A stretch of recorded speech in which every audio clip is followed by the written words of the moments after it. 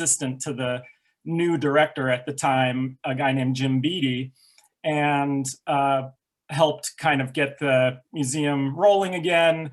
And my role was to put their archives back together. It had, the museum had been closed for a couple of decades, and the archives had been scattered around to various places. And so I had the fortune and the fun challenge of bringing those archives back together in one place, and then working through those archives. And then ultimately they asked me to do a community-based book that's called In Their Own Image, Artifacts from the Great Plains Black History Museum.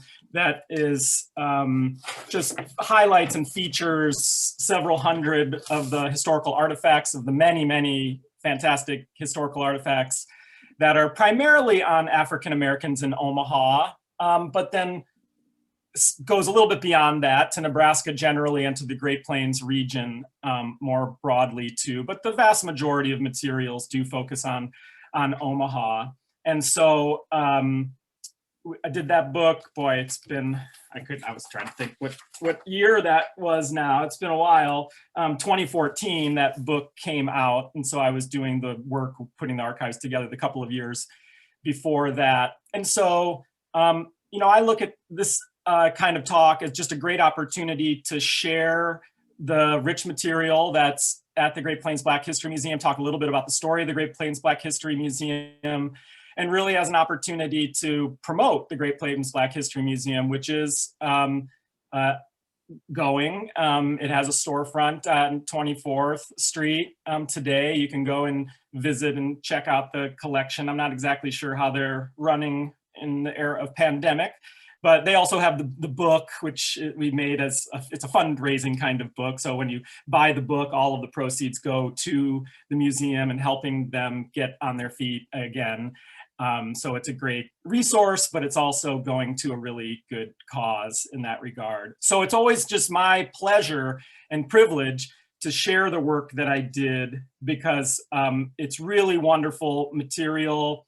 And I think a powerful reminder that there is a extremely rich history of African Americans in Omaha, and that history is one of certainly struggle against racism and inequality and the limits and parameters that placed on African American life, but also more critically, one of community building and achievement.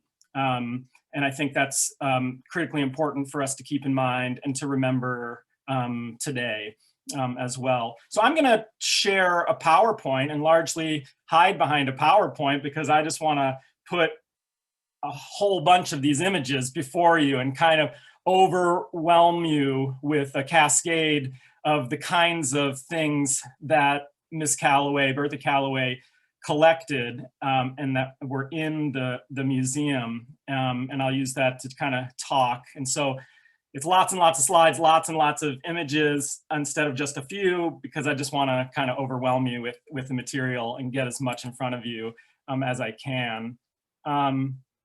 I think you might have to make me a co-host so that I can share. I think I already switched hosting duties over to you. Okay. All right. Well. So you should be able to screen share. Okay. Let me see here. Yep. Looks like it. It was giving me a notice at first, so I wasn't used to seeing the notice. Okay, so, again, I live here in Omaha. I've lived in Omaha for, 12 or 13 years now, but I've been in Nebraska 17. I have a joint appointment in the Department of History, which is my tenure home at UNL, and in what we call the Institute for Ethnic Studies, and that houses the Native American Studies program, the Latino and Latin American Studies program, and then I'm in the African and African American Studies program. So I teach modern US history and African American studies and about race. I write a lot about the civil rights and Black Power era, particularly in the urban North. I do a lot of stuff on the 60s in general, and I'm very interested in how social change, meaningful and lasting social change happens. I'm also really interested in the scholar and feel committed to community connectivity. So connecting kind of work that I do to the community. And I do that in a variety of ways. I have a program called the History Harvest, and have long worked with a program over here with OPS called Making Invisible Histories Visible, which is a 2-week summer history program for kids in 8th grade that are ascending into 9th grade. So it's really important for me to do work that is connected to community. And this is certainly one of those kinds of projects. And so here's just a quote by me back at the time when we were doing this work, and people were asking me a lot about it, talking about why the museum was important and the collections were important. And what I'm stressing here is that, you know, it's important for us to remember that there were not many African-American oriented museums and archives west of the Mississippi River for a long time. And while it was going, the Great Plains Black History Museum was one of the only ones. And so when it closed down, that was a huge loss to people like me who are researchers, but also to the local and the broader regional community, because people would come up in buses from places like Kansas, et cetera, to come and check out the museum, and students came and things like that. And it really does then represent an important collection, and a different kind of collection of Black experience, one focused here on the Great Plains broadly, and then Nebraska and Omaha most centrally. And so it has both those local and those national significances that we really need to keep in mind, and praise Bertha Calloway and her husband for having the vision and the foresight to begin to collect things, and then figuring out how to, for a couple of decades, have a museum dedicated to it. So there's about 200 or so archival boxes of materials that today make up the collection. A number of things were destroyed and lost over the couple of decades in between the museum closing and us putting the collection back together. I went through it, and I tried to group things where there seemed to be emphasis, where it seemed to be where Miss Calloway was collecting and focusing. It was hard because things were scattered. Most things were not labeled, or things, that kind of material, that kind of situation. They were not taken care of, sadly. But as I worked with the materials, certain core areas came into focus, and that each of the chapters in the book focuses on one of these areas. And so I list them here too. So Black family life, work and labor issues, education, church life, athletics, civil rights, music, social clubs, military service, Black-owned businesses, Cowboys, early pioneers, politics more broadly. So these are the kinds of things that the collection kind of, I would say, kind of organized itself as I was looking at it, where the emphases were. And so that breadth, I think, is really important. And again, it shows this really rich and wide and diverse Black experience here in Omaha, and to a degree beyond that. And you know, it's just super important, I think, as well, because the artifacts, when taken together, do tell an incredibly powerful story. And they bring what is a long history of African Americans in Omaha to life and into focus, what I would call a hidden history from kind of most people in Omaha. And it really challenges what remains a persistent stereotype, which is a narrative of Black experience and Black community here in Omaha that is focused on economic inequality and impoverishment and community dislocation, crime, things like that, a lot of negative stereotypes. And that's not the story of the Great Plains Black History Museum artifacts and what they tell us about the Black community. Again, the inequality is there, and the long-standing history of struggle against that is there. But in addition to that, and within the confines of segregation.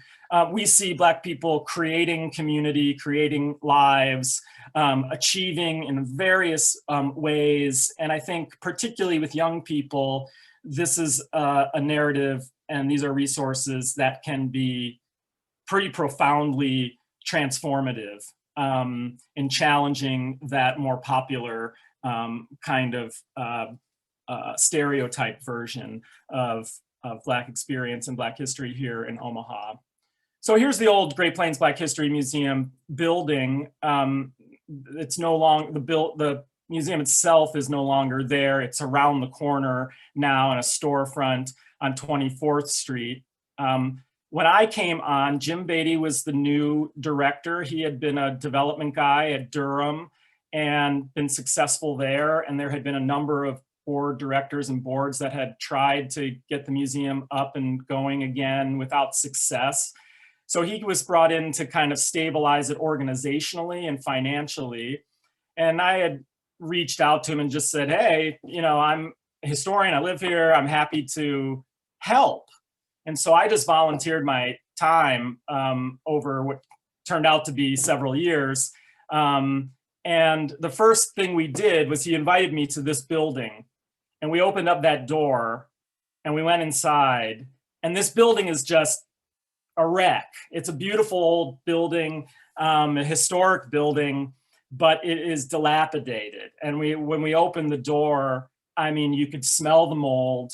You could, this roof was falling in, so lots of water had come in. There were still materials in there, many that had been ruined, some that like tarps had been put over them, and then more rain had come in, and then sludge and mold had grown on top of it. And I have some pretty intense and dramatic photos I did not put in here, but I just suffice it to say it was a dangerous situation, frankly. I mean, Jim had at the time thought maybe we could rally some local people from the community that would come and help and pull out the materials that were still in there.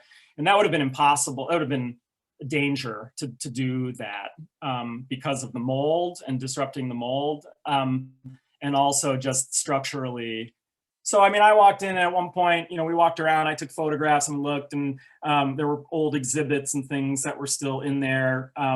And there's, you know, a box of old newspapers, the Monitor newspaper, one of the oldest Black newspapers in the state, just like in a box there, not, you know, just chaos and pretty disheartening, honestly.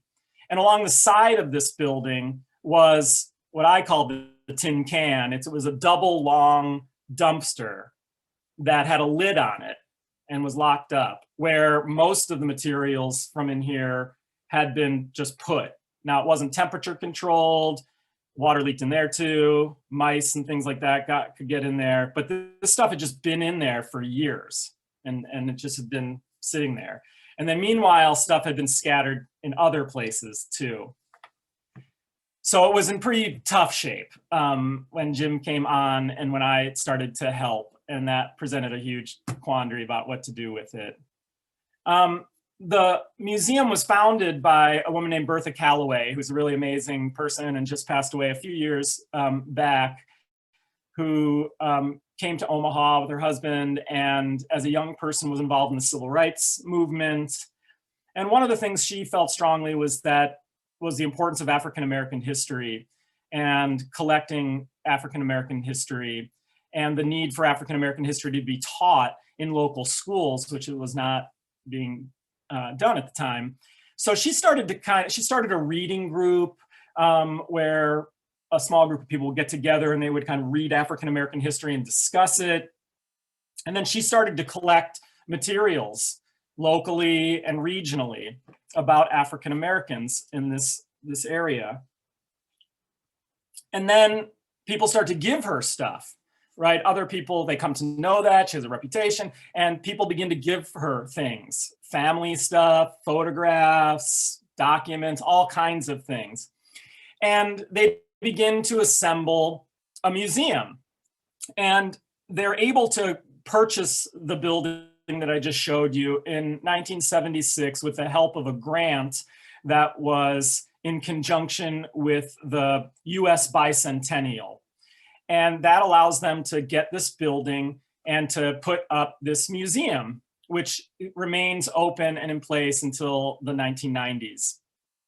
And as you can see behind Ms. Calloway in this image, it was a homespun museum. This is not the Durham with $1 million to create exhibits and things. These were homemade exhibits for the most part. And each room was dedicated to different topics, and you would move around the space and learn. If you talk to people from the community of a certain age, there's lots of very fond stories and memories of taking school trips and coming to the Great Plains Black History Museum each year to check it out. And so it really became a wonderful community space and institution, and a kind of voice for the Black community that was telling a different kind of story about local Black history, and really oriented towards sharing it broadly, but specifically with young people and students, a real emphasis of Ms. Calloway's throughout. And people came from other places. Here's a picture of a group from Topeka, Kansas, who came in the 80s to check it out. So it came to have a broader regional and even a minor national reputation. So lots of cool things like this. There's an old ticket to an event that they were doing with the building on it. Here is Malcolm X's widow, Betty Shabazz, who was in town for dedication of the Malcolm X site. And marker comes to the Great Plains Black History Museum and visits there. So this is a picture of her looking at some of those exhibits. Now, when I got involved, as I mentioned, there's Jim in the background with the hat on, Jim Beatty, who is the director. I was doing a class called the History Harvest, focused on North Omaha, and working with the museum at that time. And you can see the edge of the tin can back there. So I had about 7 or 8 students in the class, and we came over on a Saturday. Jim had bolt cutters and cut the lock off, and it was like Al Capone's vault. We knew there was treasure in there, but we didn't know what was in there. And we opened up this double long dumpster of stuff, and we just carefully and slowly throughout the day, spent the whole day pulling things out, documenting them, and organizing them. And then they were moved to a different site for safer keeping.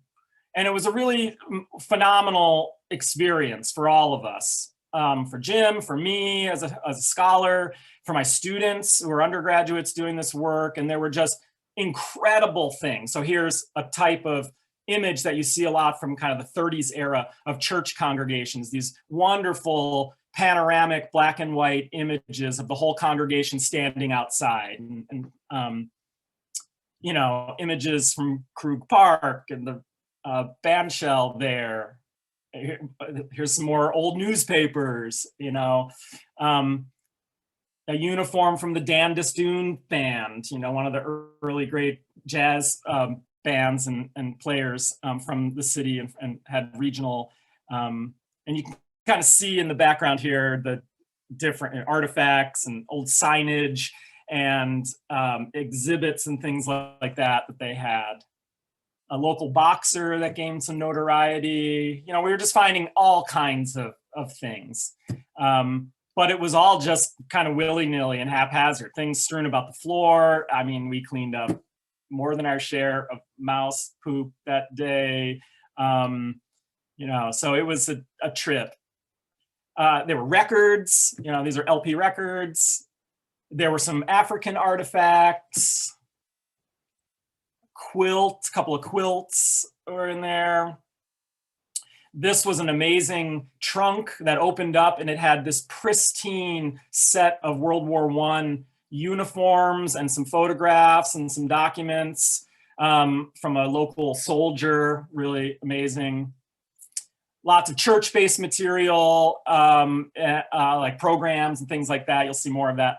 And so here's us, like, you know, Bob Gibson was honored at the 1976 All-Star game, and this bat, commemorative bat, is just laying on the ground in this tin can as I called it, you know.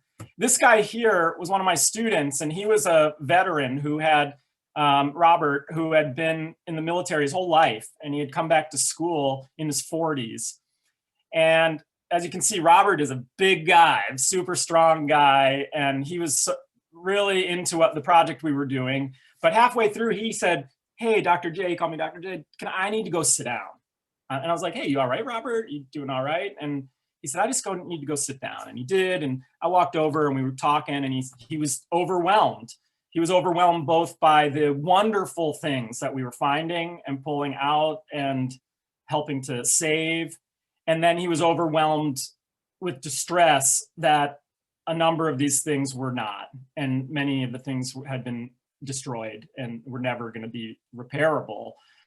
And just the kind of shame of that, you know, the unfortunateness of that. So it was I say that to just say it was an extremely powerful experience to be working with these materials, and the excitement of pulling them out, and then the like heartbreak of seeing equally great things that, like this photograph of a local couple that had gotten water on it from the leaks, and the chemicals on the photograph had changed, and it was never going to be saved. You know, pictures of athletic teams that happened to, historic figures and social groups. And so this was the hard part of it. And also a reminder to all of us that, you know, maintain our stuff, like take care of your things, get the Mylar covers for your, you know, the family photographs that you love, and because they do degrade. And who knows what will happen with our digital files over time. We tend to think those are, you know, everlasting, but that's not necessarily true either. We also worked with the State Historical Society, where there were a lot of materials had been kind of put for a while, and they were just storing them there. So here are some of the students working through those materials. And I want to tell you something powerful here that will go to some of the images I'll just quickly run through with the pioneering African Americans, the homesteading African Americans. The student in the back here is one of our best students. She won all the awards for history students the year she graduated, which was this year. Phenomenal student, and she wanted to be a teacher, a history teacher, and go back into that. And she was from a smaller Western state, a town in the state. And we were going through these materials and just putting them in new folders and boxes and things because they had been damaged.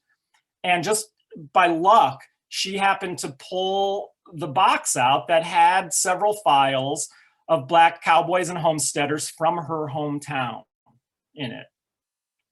And in 5 minutes of looking at that material, it changed her life, quite seriously, in that she had this like cascade of realizations. One was, why didn't anybody ever tell me that the town I lived in had Black people in it?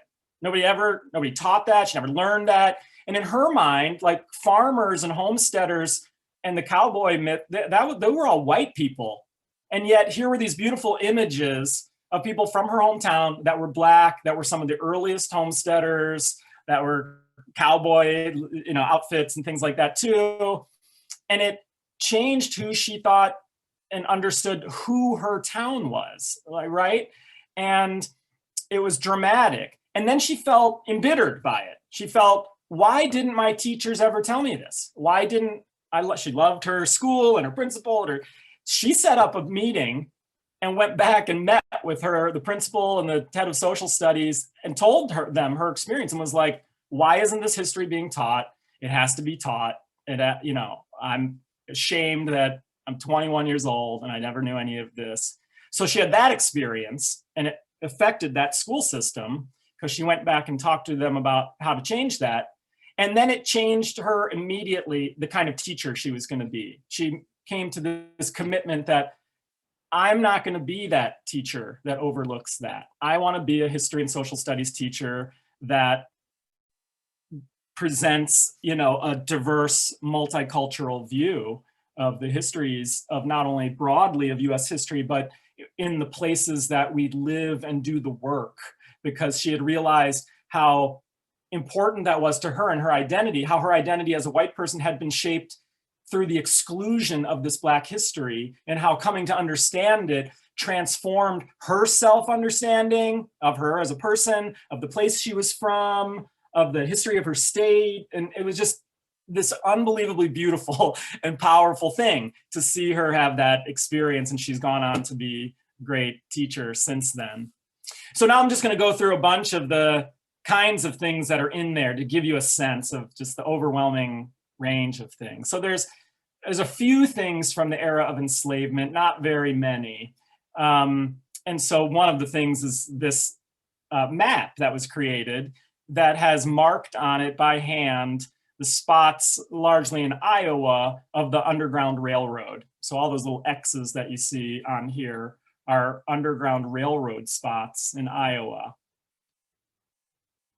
There are a number of wonderful images of homesteaders and early pioneering African Americans to our state, some of which are famous, some of which are also in the the State Historical Society collection, and probably yours. I think some of them are in your collections in Douglas County as well. But the Speece family is a significant family. This is a pretty famous now picture of the Speece family homesteading. And you get the classic images here, you know, sod house and things like that.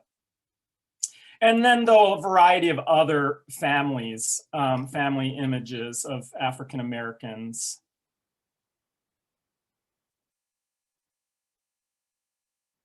And so these are just wonderful images that change the narrative about who were the earliest Nebraska, you know, non-native Nebraska homesteading settlers. These pictures are by and large extremely dignified photographs in the kind of style that folks took pictures at the time. We can see Black community formation here. We can see family and church and school life. And so they're a really wonderful insight into this early period of African American history in our state. And kind of personal and intimate too, because they're just everyday people's family pictures that have been given over. So wonderful, beautiful old images from this time period. And then there are images that are kind of related in the same era, late 19th century, of Black cowboys. You know, we have this stereotype of cowboys being, you know, these independent white guys, but we know that probably about a third of cowboys were African American, about 20% were probably Mexican American or Mexican. They weren't really the picture of independence, but rather, you know, at one point tried to start a union. They're the working class of the West. And so there are a number of images of Black cowboys in the collection. A lot of those images, a lot of the artifacts, we don't have, if there was material that told us who these people were or stories behind them, we don't have that any longer. So it's interesting to look into these things and try to conjure a story, you know, what was the story behind some of this. And there's a bunch of stuff from more recently, 60s, 70s, 80s era of Black rodeo riders as well. And this is an earlier period, but so rodeo riding stuff. And then there's beautiful image after image of church life in Omaha. And this was a popular form in the mid 20th century. You get the whole congregation outside and the photographer either using a panoramic or, you know, getting up on some steps or the building across the street, taking a picture of the whole congregation with the church. And again, you know, beautiful, dignified images of community here. Omaha was a significant place in the Midwest, and so there were religious conferences, regional and national, that took place here. Special sermon days and holidays. This is a wives group, the ministers' wives group in the community.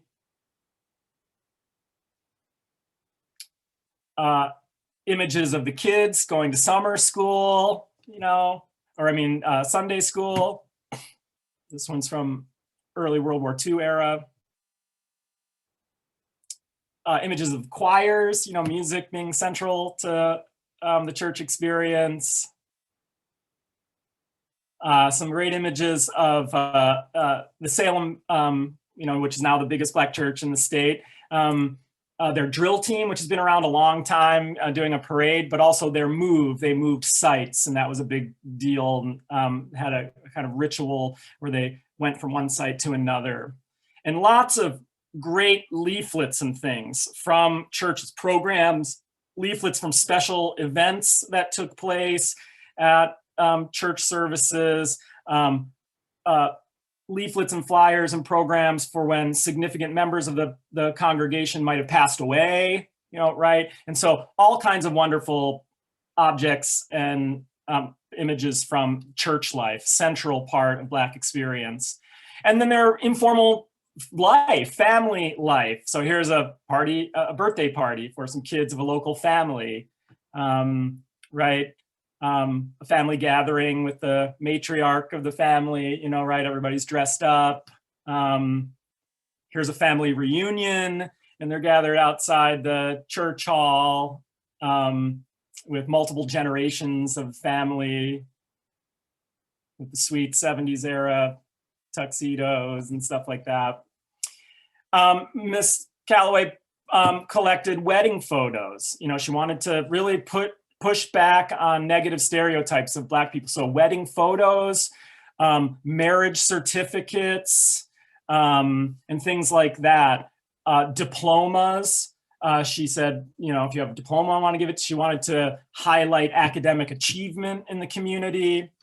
There are lots of images about work and business and labor, the kinds of work that Black people did throughout the 20th century. So here's a guy working a machine that was a typesetting machine at the time. You set the type and then you ran the paper through it and it printed a newspaper or what have you. These are two gentlemen who owned, did manual labor, moved pianos. Images inside and outside of the Patton Hotel. Most hotels in the city did not allow African Americans to stay in them. And so the Patton Hotel was one spot in North Omaha that catered to Black folks when they came in and through town. I heard lots of cool stories about the Patton Hotel, particularly when musicians would come through town. They would stay in the Patton Hotel and they'd have gigs at different places in North Omaha. And then they'd be at the Patton Hotel at night. And so it sounds like there were some really amazing jam sessions that would happen informally at the Patton Hotel when a couple of different or two or three musicians from different places would be in town the same weekend and do their formal gig and then be back at the hotel and just decide to pick up their instruments and start playing together. The putt-putt golf spot that was in North Omaha that, again, people of a certain era who lived when this was around have great fond memories of being able to go there. Images of pioneering African Americans, early attorneys like Mr. Bryant and Silas Robbins. Significant people came through town. A. Philip Randolph, who's probably the most significant Black labor leader throughout much of the 20th century, from the 30s through the 1960s era. Here he is speaking in town. Professional organizations and work organizations, including women's organizations. So clerical workers on the left, cosmetology women on the right? The telephone, the building that the museum goes into, what used to be the telephone and telegraph building. And so here are a group of Black women who worked in that building before it ever became the Great Plains Black History Museum. Here's an African-American gentleman learning this crazy monstrosity of an early computer here, being taught how to use a computer in probably the 60s. Images and resources from the Lincoln Film Company. Here's a poster, which some say it was the first all-Black film production company in the United States. It was only in Nebraska and in Omaha for a brief period of time before moving to California, but they did produce a number of important early Black films. And the goal was to create what we'd call kind of respectability politics today. Narratives of kind of that focused on Black morality, the Black middle class, again, that were challenging what were very racist and overtly white supremacist and derogatory and degrading narratives of Blackness and Black experience at the time. Ads for theaters that were in North Omaha and the movies that they played, which is kind of fun to see in the moment what was playing. So the Ritz Theater was a popular theater. Mortuaries were very important. Funeral homes, Black-owned business in the community, as they were in all Black communities. The kinds of fans that they often give out at churches or at funerals too. So here's one with Martin Luther King, but the address and info of the Thomas Funeral Home on the back. Lulu Lee's Cafe, Mildred Brown, who's one of the people she started, founder and longtime editor of the Star, is in the background of this image. But so local business where you come and hang out and eat, right? Taxi stand, that building, you might recognize this structure in the back of the picture on the left, still there. Most recently, it had like a snow cone and ice cream stand, I think has been in it most recently. Gas station, but they had a taxi stand there because, again, the taxi companies in the city would not often take Black riders, and so the Black community created their own independent taxi companies. Reed's ice cream stand, popular ice cream brand in town. They will become the target of civil rights protests later because they won't hire African Americans outside of the stand in North O. And so Black people and their allies protest against that later. Again, Miss Calloway collected, birth certificates, marriage certificates, educational certificates, work achievement certificates. So here's an AMA fellowship certificate, a certificate from somebody who worked at the bomber plant out at the base. Here's Showcase Lounge, Alan's and one of the bartenders there in the 70s era. Early shot of Time Out Chicken, which is still an important community spot as well. Early black banking and businessmen and financial institutions like the Community Bank of Nebraska, that was Black owned. Really critical. So Black labor, but also Black owned businesses. Focus on Black media. And so here's Father Williams, who's the editor of the Monitor, one of the earliest African-American newspapers. Another gentleman who was the editor of another Black newspaper. Of course, most famously, Mildred Brown, who with her husband starts in the 30s, the Omaha Star, and it continues to go today. She, after they split up, continues to be in charge of and the editor of the Star. This is notable not only locally, but because even today, there are so few women. Women are disproportionately represented in journalism, both as journalists, but certainly as editors and owners of newspapers. And so it really is an important thing that the Black newspaper here was owned and edited by a Black woman for many, many decades. It's quite an achievement and stands in contrast to that other history. She didn't have kids, she loved the delivery boys, and she saw that as a way to help them gain a little bit of money and economic resource, but to get some responsibility and things like that too. She kind of saw them as her extended family and as her kids. So here's delivery boys. There were others in the 1970s. There was a movement to those low-end dial radio stations, community-oriented radio stations in many communities coming out of kind of Black power and Black consciousness, started up local radio stations. And so here's one in Omaha. It was started with the help of some white folks at First United Methodist Church and elsewhere. Interesting story, still to be fully remembered and fleshed out. Somebody could write a great article about this history. So cool flyers and things like that. Some of the Black DJs that worked at those stations, you know, things like this that are always fun to look at, like what were the top hits in the moment here. And then they did a lot of community-oriented service things. And so into the 70s, drug use, gangs, and the rising violence within the community were an important issue. And so we see a flyer over here put out by the radio station talking about Black on Black crime, and stopping that, and stopping drug use and abuse, and kind of the service-oriented and topical issues orientation of these kinds of stations. At the same time, we saw television become a place where African-American civic leaders were increasingly finding at least a toehold and being invited on to give voice to topics of the day. So here they're debating the highway construction in North Omaha. You can see Ernie Chambers in the top one in the back in his kind of trademark short sleeve shirt there. And so television also became an important spot for African Americans and African American community to begin to have a broader voice and to articulate their interests back into the city.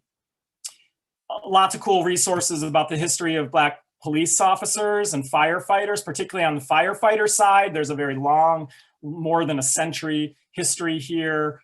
We do have a dedicated archive and collection to Black firefighters, but there's a number of great images and resources in the Great Plains Black History Museum collection. Lots of very beautiful images of clubs and social organizing and community work. So here's a Clean Up North Omaha Day from the 70s. Lots of social groups, which really bring to the fore the work that women were doing from the late 19th century through the 60s and 70s. So Old Folks Home, this was a group put together to take care of elders in the community who didn't have a pension and when they got sick and infirm late in life. The Ladies Progressive Club, for lots of fraternal organizations, and the Masons were really big here. So lots of materials and archival and papers and things for the Black Mason movement. Veterans clubs and organizations. I love these images because you see people chilling and having a good time, but there's lots of great information around the border on here about, you know, the floor show and the food and things like that that are great to gain insight into the community. And then here we have ladies, you know, Omaha's Ultra Modern Club. And then just so many women's organizations, civic organizations, the Belladonnas, the Flamingo Club, the Jolly Wives Club, the Junior Severettes, you know, just on and on. Here's another group that had B.B. King in, so here's a ticket. And so Omaha was a spot, you know, that you could come to. Black fraternities and sororities, which are critically important, not only as college-based, but uniquely Black sororities and fraternities are usually a lifetime commitment, and the community and civic commitment extends much beyond college years. Black cotillion, so challenging notions of beauty standards and asserting Black beauty through cotillion and beauty pageants and things like that. The Northside YWCA was a very important community group that sponsored all kinds of clubs and classes and different kinds of programming for Black kids and Black families. The Quack Club was a popular social club for women at the YWCA. So here they're having an event. Again, beautiful pictures, everybody dressed up and feeling good. The dedication of the Bryant Community Center, still rolling.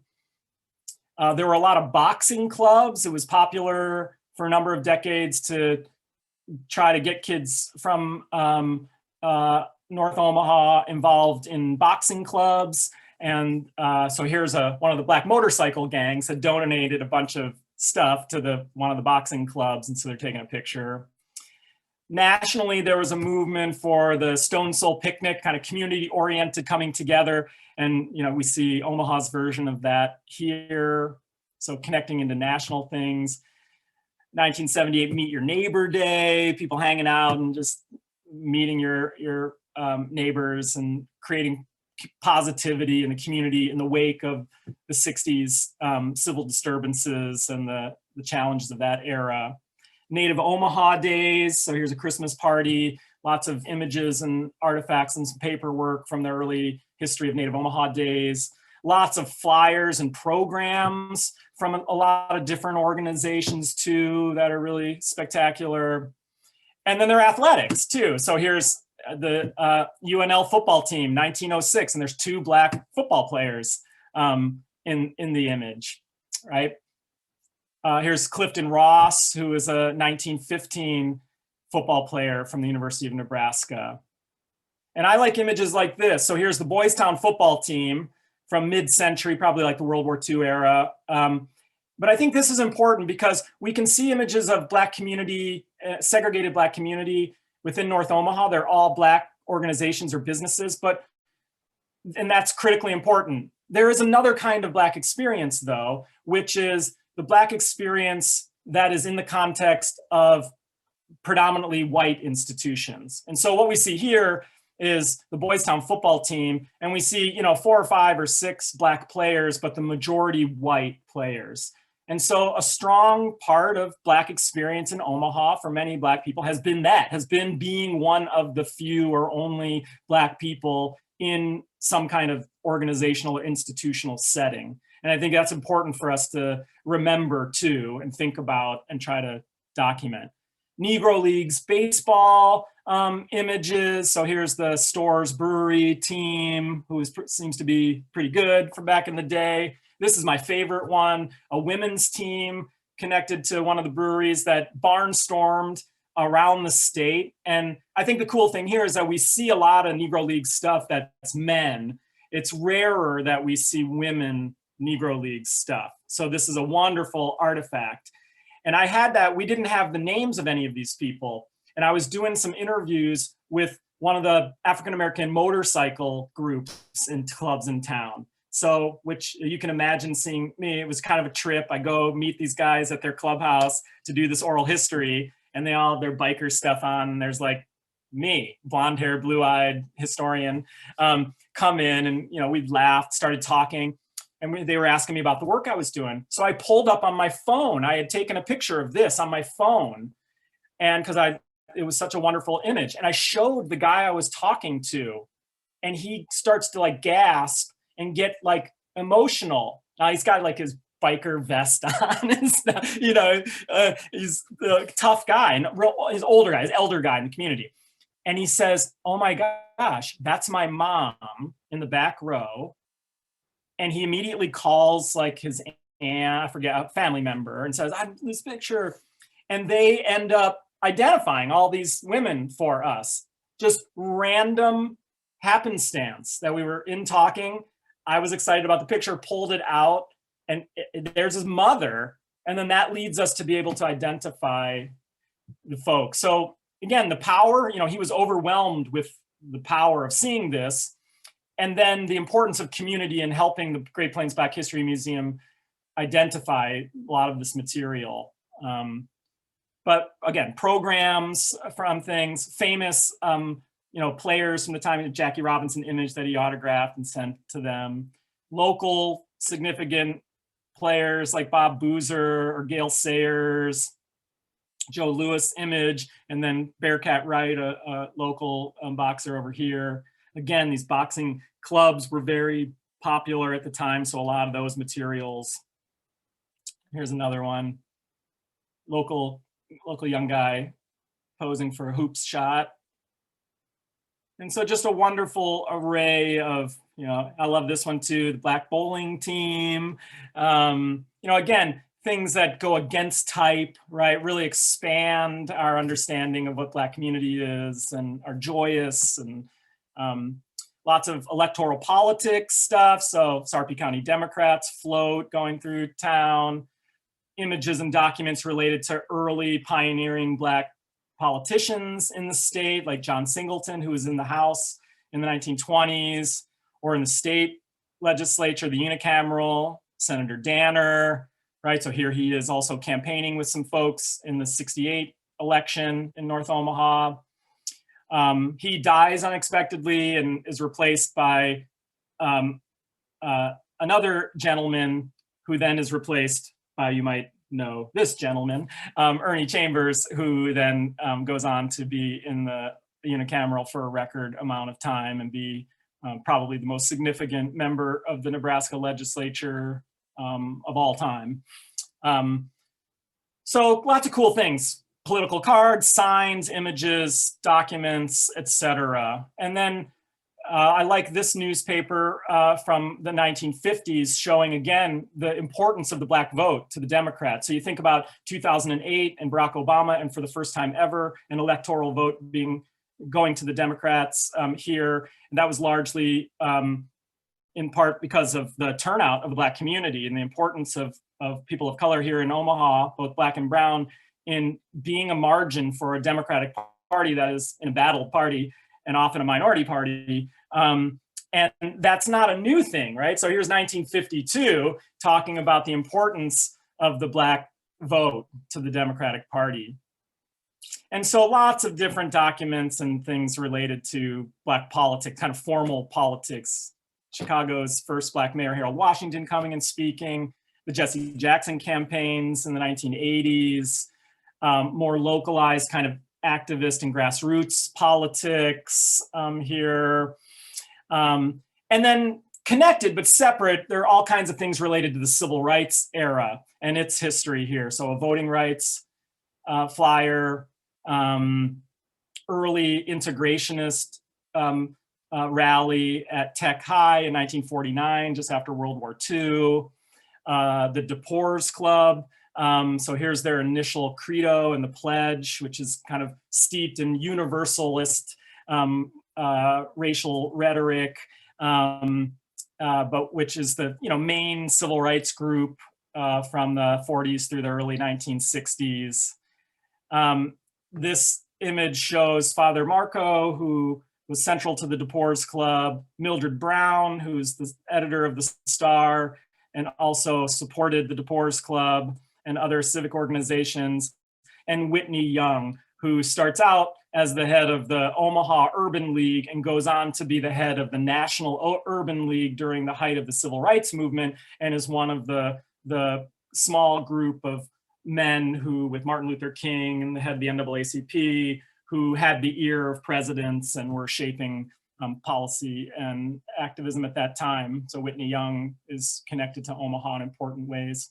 Documents related to civil rights activism. So most people don't know that before there was a Montgomery bus boycott, there was a bus protest in Omaha in the early 1950s. It wasn't about seating, it was about the fact that the public transportation system did not hire Black men to be drivers. And that was a good job. It was a good paying job and a steady job. So they organized a bus protest and boycott. And so there are images here. And I love this because lots of people had to use the buses still.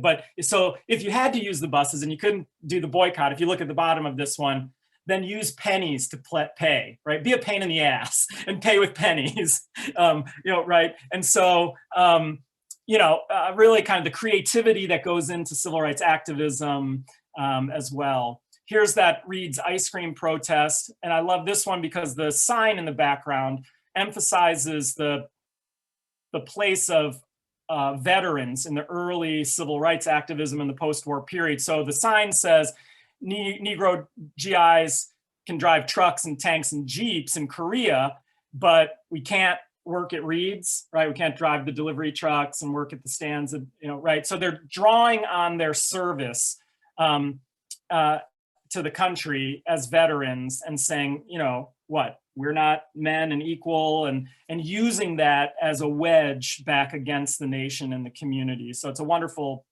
artifact to use in class with students and things like that. This is a matchbook that has, that was put together by the Congress of Racial Equality that were given out. Here's Whitney Young, now the head of the National Urban League, coming back and giving a speech to his former home place. School desegregation, so Black teachers were only placed in schools in North Omaha, in Black schools. You couldn't get a job in other schools, so protesting against that, and then showing how Omaha was out of step with even the other cities within the region. Mass meeting flyers, organizing flyers for the March on Washington in Washington, DC, to try to get people from Omaha to go to it. Stuff from the Black Power era that's homemade and grassroots. Things like a copy of Malcolm Little at the time's birth certificate turns up, right?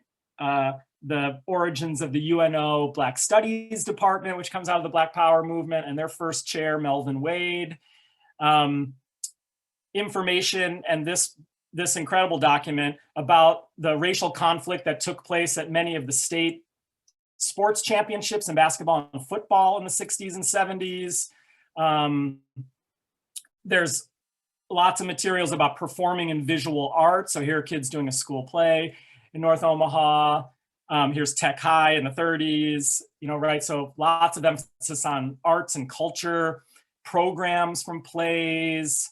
Here's Mrs. Burkhart, who is a prominent regional artist and an art teacher for many, many decades in Lincoln and has regional significance. An unidentified ballerina here. Local theater, the Afro Academy of Dramatic Arts was an important kind of Black-centered arts group, community group for many years here. Harry Urey directing a scene as a part of that. Lots of flyers and posters and programs for their presentations and programs and classes and things like that. Art exhibits, cultural festivals that took place in the community throughout the years, visiting artists, and all the range of artistic and creative endeavors. And then just spectacular images of the early jazz era, Omaha being an important secondary stop in the jazz world from the late 19th century until the early 1960s, most famously home to the Dreamland Ballroom, where many of the most significant players from the 30s through the 60s played. But here we have one of the earliest jazz groups, the Omaha Night Owls from the early 1900s. I mean, just beautiful photographs. Lots of sheet music. There's a person who collected sheet music and gave a bunch of sheet music. Early marching band style bands. This one's important because it's South Omaha. It's important to remember that the Black community was first rooted in South Omaha and then takes root and grows in North Omaha. The Lowry Pringling Band is another significant one. Reb Spikes Band, just image after image of this incredible and rich and beautiful jazz history from the early decades of the 20th century. Dan Destoon is really interesting and important. Dan Destoon comes from New Orleans. His dad was one of the multiracial community there that put together the protests against the earliest laws that segregated the community and public transportation there. So Dan Destoon was actually, he engaged in a protest there and got arrested challenging public transportation segregation laws there on the trains. And the case got thrown out of court on a technicality. So they had to try again. And they did it with a guy named Homer Plessy. And that became the Plessy versus Ferguson decision. So many people know Dan Destoon here because of his music legacy, but he actually has this important kind of momentary spot in that early late 19th century civil rights history that is completely forgotten and overlooked, and his family is a part of that. There are military bands, which was an important place where music happened, people who came through, Black musicians. This is great because it's a piece of fan mail to this guy named Ukulele Joe. Somebody who heard them on the radio over in Council Bluffs from a program that came from Omaha. And it's just this like fawning fan mail to him. George Bryant, music teachers here Miss Pinkston Mitchell taught hundreds of young African-Americans to play instruments throughout the years. Big Daddy Sales. I mean, it's just never ending. Nat Toll's band. And as I'm going through this material, at one point I come across a file that's not related to music at all. just random stuff. And in it is a small rumpled up envelope. And I could have easily just gone by it, not even looked at it. There was so much material. And I pull it out, and inside are these tickets. They're like, I don't know how, I forget, 30 or 40 tickets from the Dreamland Ballroom. And they're incredible. The Dreamland is the premier jazz spot in Omaha from the 30s to the 60s. If you were a major jazz person, you came here and played. And the wonderful thing about the tickets are that they're in color, but as you can see, they list the players. So Ike and Tina Turner, Johnny Otis, Fats Domino, all kinds of early jazz groups and things. So this was like a huge find and just so wonderful to Ruth Brown, the blues singer at the top, to have.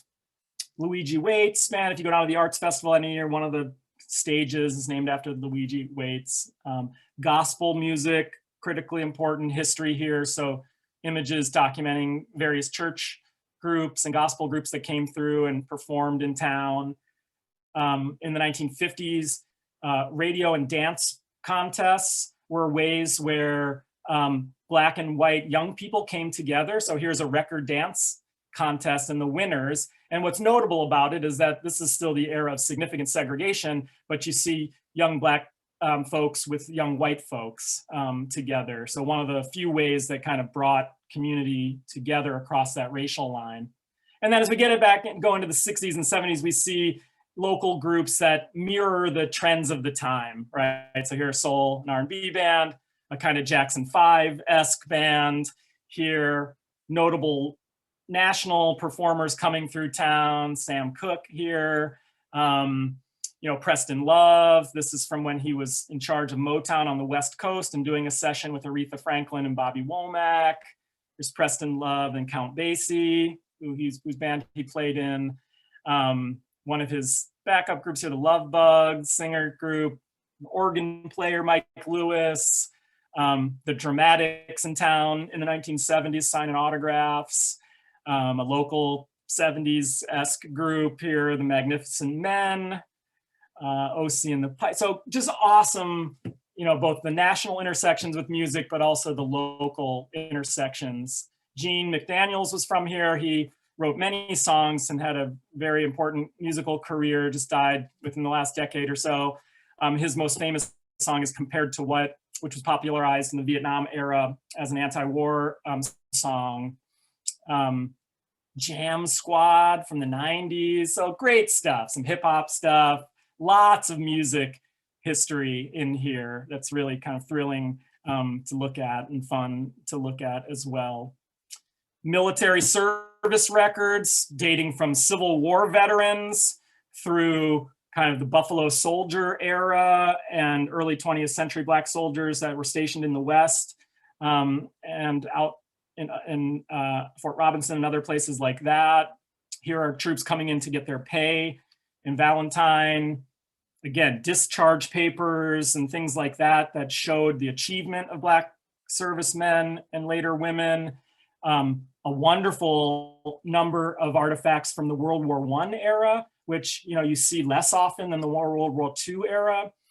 So that was really wonderful to see. Here's a group of men who have been drafted and were going in to fight in World War I. So that taking their picture. So this is again World War I.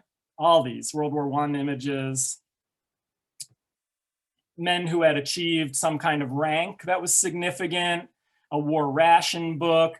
And here's a similar image to the World War I, but it's World War II inductees in North Omaha about to go into the military and go off and fight for the country in World War II.